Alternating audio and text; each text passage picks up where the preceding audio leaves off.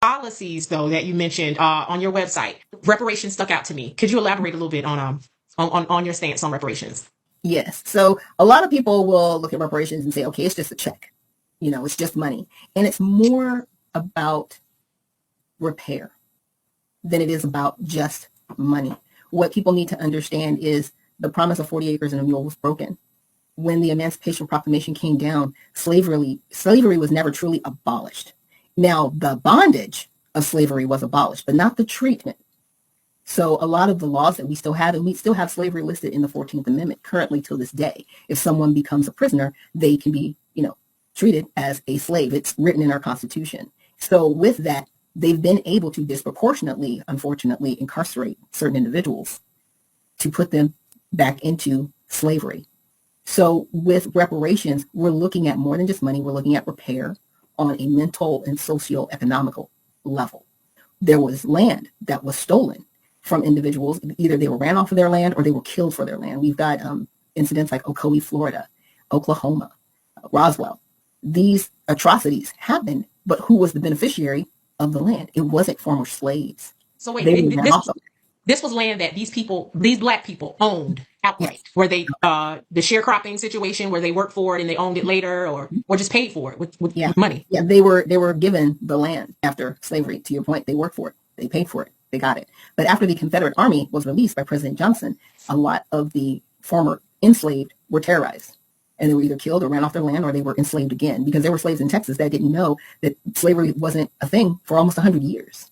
That's why we have Juneteenth. Right. I came across a video where somebody was talking about insurance companies and how slaves were actually insured because at one point, freedmen were property. And so the insurance holders, they were the beneficiaries. And not only did they benefit from live slaves, they benefited from their deaths. So if they had so many hundreds of slaves and those slaves died and were killed, they got paid for that.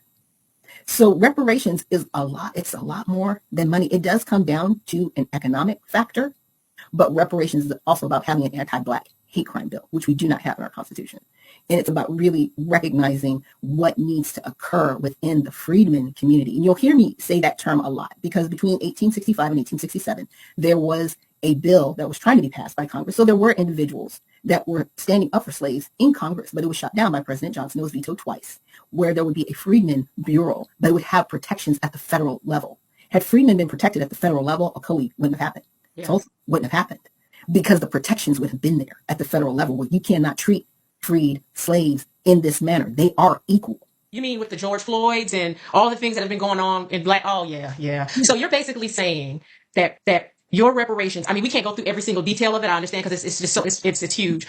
But Yeah. you're basically saying that, to sum this up, your reparations, or your idea of reparations, needs to fall at the federal level, protecting Black people. Yes. Yeah. Yeah. At the federal level. Yeah. And definitely when it comes to the financial aspect of it, it will be lineage based. It will be those who are descendants of Black freemen, Yeah. Black freed American slaves, but protections as a whole for those with melanin in their skin that are freedmen, that are from the Caribbean, that are, of Hispanic and Indian descent. Those individuals, we all need to be protected. Right. Because you cannot just protect some people without others. I mean, we have an anti-Asian hate crime bill that was in the coronavirus bill. Why wasn't it separated from the coronavirus bill? It's like interesting. They had to get it in it. Yeah, had to get it in All it. I'm saying is they got it. Yeah, they got it at the end of the They day. got it. It was pushed for. Native Americans, they have an a Native American bill. You can't go on a reservation. You cannot touch that. But we do not have specifically an anti-Black hate crime bill. We do not have it. Jump for the shit up top when I speak, all cap with the speech till they caught up in the rapture. So out of line with the phrase game. Let's take a break, been a long day. Hit your